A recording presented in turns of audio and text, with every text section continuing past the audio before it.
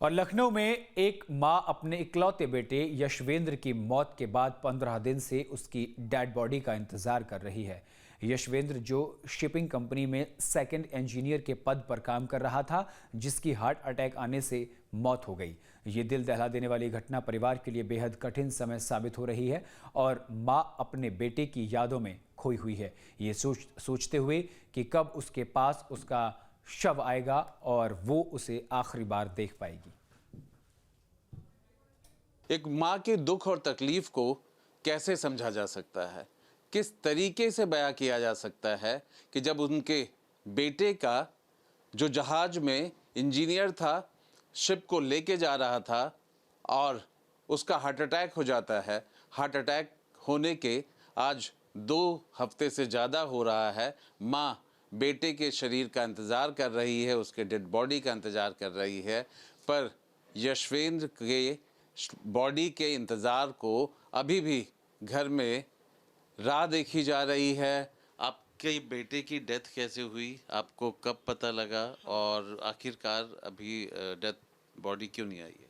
हमको कंपनी ने 8 तारीख को सुबह अर्ली मॉर्निंग ये बताया कि यशवेंद्र का हार्ट अटैक हुआ है और वो सरवाइव नहीं कर पाया। फिर हमने जब उनसे पूछा कि कब तक आएगा, कैसे क्या करेंगे, आप लोगों ने क्या किया उसके लिए, तो उन्होंने कहा कि हम लोगों ने कोशिश की और कुछ हो नहीं पाया। जबकि सच ये था कि जो बाद के उन्होंने फ़ोटोग्राफ्स भेजे हैं उसके हिसाब से ये हुआ है कि वो दर्द से कराहा होगा कि शायद उसको दर्द हुआ, सीने पे उसने ठोका है।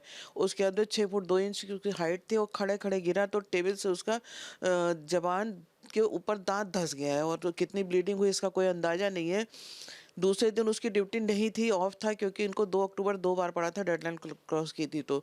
उसके हिसाब से वहाँ की 7 तारीख थी, यहाँ की 8 तारीख थी। जब इन लोगों ने देखा है तो 12 से 14 घंटा हो चुका था, तो उसके बीच में कुछ बचा नहीं था, जैसा कि इन्होंने हमें बताया। शिप की एक विडंबना और है, जो इंजीनियर्स होते हैं बहुत ज़्यादा स्टाफ तो इनका होता नहीं है, तो उसमें 12-12 घंटे 14-14 घंटे काम करते हैं और जो इंजीनियर्स होते हैं वो इंजन रूम में काम करते हैं, जहाँ का टेम्परेचर 48 से 50 डिग्री होता है। और इस बच्चे ने भी हमको मैसेज किया था, मम्मी 48 से 50 के डिग्री के टेम्परेचर में हम काम कर रहे हैं और इलेक्ट्रॉल पीपी के काम कर रहे हैं। बच्चे पूरी तरह से स्वस्थ जाते हैं, अपना मेडिकल का पैनल है इनका, वहाँ से मेडिकल कराते हैं, यह भी नहीं कि इधर उधर से मेडिकल करा लें या अस्वस्थ बच्चे को ये ज्वाइनिंग दे। पूरी तरह से स्वस्थ बच्चा गया था। ओवर वर्क होता है जिसकी वजह से कई बच्चों की इसी तरह से डेथ हुई है। ये हमारा पहला नहीं है। बस विडंबना ये है कि हमारा इकलौता बच्चा था और सिर्फ ओनरशिप कंपनी में ही इसका प्लेसमेंट था। ये भी नहीं कि किसी मैनेजमेंट कंपनी में हो तो इनको इतनी दिक्कत हो। कंपनी वाले डायरेक्ट बातचीत तो कर रहे हैं, पर इन्होंने जब पनामा पोर्ट पे उतारा है 10 दिन में, जो इन्होंने हमसे कहा था 5 से 6 दिन में करेंगे, 5 से 6 दिन में नहीं उतारा, इन्होंने 10 दिन लगाया। पहला तो वो इंतजार हमको करना पड़ा। पनामा उतारने से पहले हम लोगों ने डाइवर्जन का ऑप्शन इनको दिया था, तो इन्होंने कहा वो हमारा फैमिलियर पोर्ट नहीं, हमें दिक्कत होगी। पनामा हमारा फैमिली एयरपोर्ट है, जहाँ से उतारने में हमको आसानी होगी और 1 हफ्ते में हम रिलीज़ करा लेंगे। 1 हफ्ता जब ख़त्म हो गया, हम इनको प्रेशर करते रहे, तब हमने फिर हाथ पैर मारने शुरू किया। माननीय रक्षा मंत्री जी से कहा, प्रधानमंत्री पीएमओ ऑफिस में भी हमने कहा और उसके बाद में हमारा डीजी शिपिंग से भी सारी बातें हुई। डीजी शिपिंग ने कोई कोऑपरेट नहीं किया हमें और आज तक उन्होंने किसी को भी कोऑपरेट नहीं किया जितने बच्चों की डेथ हुई है। पर यह है माननीय रक्षा मंत्री जी ने इंटरेस्ट लिया, इसके बाद इन्होंने हमारा लेटर आगे तक फॉरवर्ड किया है। अब देखिए क्या होता है, अभी तक उसका नतीजा कुछ नहीं हुआ है। वीडियो जर्नलिस्ट हरिराम के साथ आलोक Pandey, news street, Lucknow.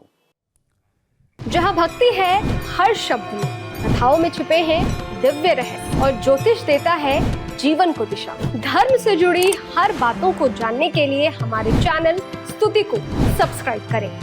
Channel पर जाने के लिए इस लिंक पर क्लिक करें।